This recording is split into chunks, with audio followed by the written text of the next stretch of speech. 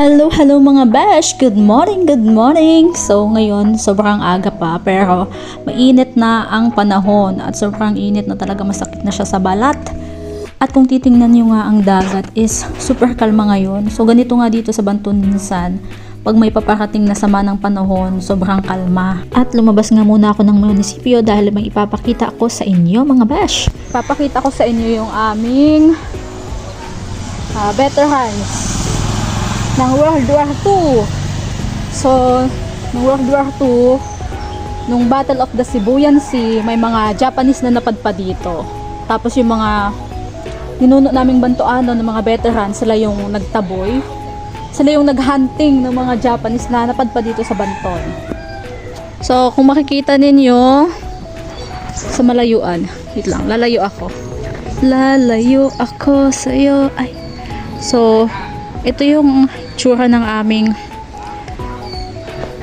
Bantoanon World War II Veterans Marker. So, meron siyang dalawang statue ng aming mga old veterans. At kung makikita nyo, nandito yung mga names ng aming mga bayaning Bantoanon ng World War II. So, baka kapilyedo ninyo, baka mga ninuno ninyo, mga kakilala ninyo itong mga nakasulat dito. Kung mapapansin ninyo, yung mga apelyido dito sa Banton is puro F. Kaya nga kilala namin kung hindi ka taga Banton, kung ikaw ay nakatira dito at hindi ka taga Banton, dahil naiiba talaga yung apelyido mo, hindi siya F. Pero ngayon may mga apelyido na dito na mga halo na katulad ng apelyido ko, musiko. So, ibig sabihin, hindi talaga tubong Bantoanon kasi yung mga musiko daw galing ng Romblon. So, may Pababiir, Padarikala, Pamadiko, Padalayan, Pabonan, Paigaw, Paliesgon, Famis, Fabra. Check natin dito sa likod kasi nandito yung history niya. Hindi na mabasa.